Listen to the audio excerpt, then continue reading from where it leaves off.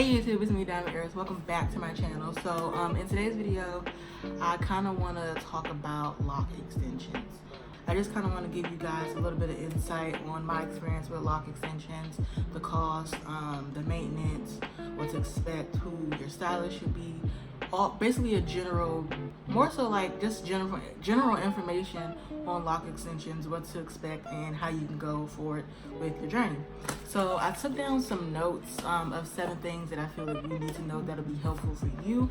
Hopefully this video is insightful and can help somebody who is thinking about getting lock extensions or just wants to know about locks in general. So the first thing I would say is to take account in the health of your hair or the state of your hair currently.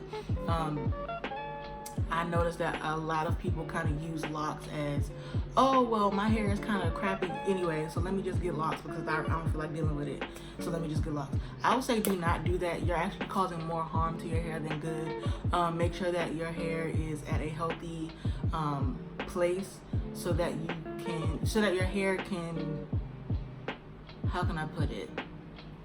So that it can withstand the locking process and having the weight of the extension on your hair. You don't want your hair popping off. We all need our edges, so don't do that. You also want to take into account the method that you are getting your lock extensions put in. I know you see some people getting yarn locks or yarn braids. I've seen the wrapping method with the extensions, or you can do the crochet method or the backcombing method. I personally use the crochet method, and I'll touch bases on my experience with the installation and all that later on in this video.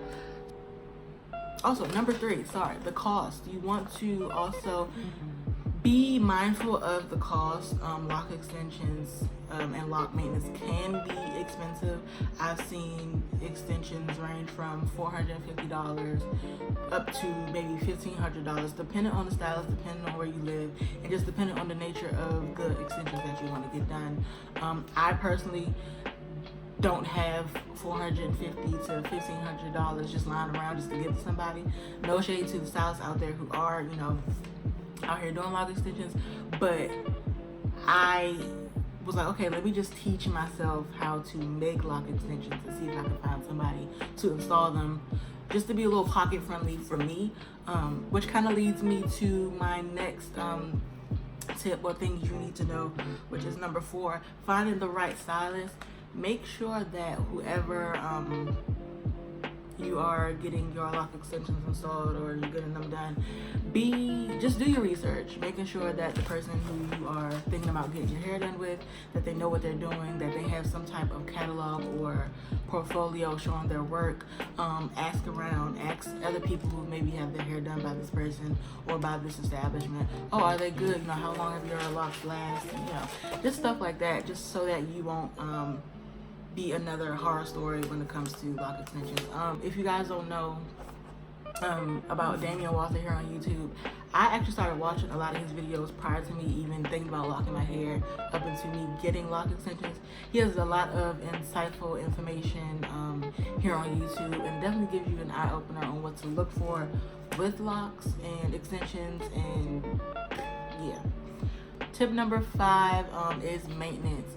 I would say that you also need to treat your locks or your extensions as if it's your hair before you even went, got the locks or whatever.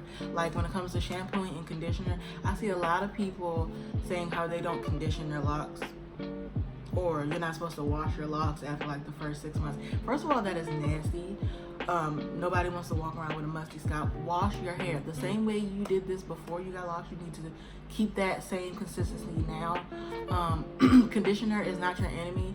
I know a lot of people have fear that if they use conditioner that some of the locks will slip out. The worst that can happen is you have to put that lock back in. Luckily for my case, I know how to install the lock extension or the lock if it does come out. So when they did fall out, some of them did fall out in the beginning, but I didn't worry too much because I was able to just put it back in and just going on about my business. But for other people, just take into consideration, which kind of leads me back to my previous tip, was to make sure that you have a stylist who knows what they're doing, so that if you go to the right person, you don't really have to worry about your locks slipping out or anything like that. Tip number 6, coloring, bleaching, dyeing, all that stuff. Just be careful and be mindful of what type of chemicals or what type of color you're putting on your locks. Like I said before, locks is still hair, so you still have to treat it as such, understanding that you can definitely damage or pop off your locks with excessive bleaching, excessive color. I was actually afraid of color for a little while with these extensions because I was just kind of fearful of how the hair would react to the bleach. But with this particular color that I have, I did this myself. I used a box color. I will see if I could put the colors that I use or the brands that I use somewhere in here. But really take into account about that and making sure that when you are coloring, just be mindful, just be careful, make sure you do your research, be mindful of chemicals and all that stuff. I can't stress that enough, to just be mindful and just be mindful. Last and final tip, or I guess thing you would probably want to know, is my experience with lock extensions and the method that I use and everything. So I'm not a stranger to locks or lock extensions. I've tried to lock my hair numerous amounts of times. And the reason why I took them out because I either got bored or just didn't want locks anymore. But yeah, I've had my locks with my natural hair and with the extensions. With this particular method, I use the crochet method. I use a crochet needle to actually hand make the locks, and then I had a good friend of mine to install them for me. And yeah, I was pretty much good after that. I will put the link in the description of the type of hair I use, and yes, this hair does dye. I have seen some previous reviews on this same hair where some people are like, oh, I got a bad batch, this hair isn't human hair, it doesn't dye. Also take that into consideration when you're going to these vendors, that make sure that, okay, if you want your locks to last for a long time, making sure that it's human hair quality or that the hair is of good quality, so you're not walking around looking crazy. Oh yeah, so with my hair in particular, I guess I can kind of do like a 360, kind of get up close and personal with you guys to show y'all what my hair is looking like. So this is my hair. I also have an undercut. I can kind of show y'all what that's looking like. I need a haircut, don't judge me. But I just retwisted it and two-strand twisted it. I didn't use clips to retwist. I would do a separate video on my maintenance and how I wash my hair and everything. And then I put a little gold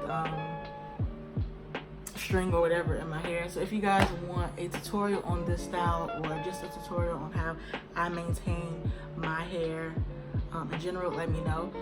Also, another thing that I kind of want to address, that these particular lock extensions that I have, the crochet method, to me, they're very lightweight. They're not heavy at all. They don't, you know, make my head feel heavy or weird or anything. I don't know if this is going to be a question or not, but why did I get lock extensions? I got them simply because I wanted to. I didn't want to go through the process of the ugly phase. So there is still going to be some frizzing, there's going to be some budding, maybe some slipping, depending on the nature of your hair. The only thing with lock extensions is that it is a cosmetic look. Your hair still has to go through the process. As your hair grows out of your scalp, you're still going through the locking process. It's just a little bit more neater in some cases, versus when you have your loose natural hair without any extension, you're able to actually see your hair shift or go through the evolution or the process or whatever. But yeah guys, like I said, I would definitely do a video on the maintenance of my lock extensions and how I did them and all that stuff. So yeah guys, that's pretty much it when it comes to things that I think you all should know about lock extensions or about locks in general. Like I said, if you guys want any more info or have any more questions about my locks, comment down below. Feel free to answer, to ask any questions, excuse me. And yeah, that's pretty much all I got to say. Thank you guys so much for watching, and I will see you guys in my next video.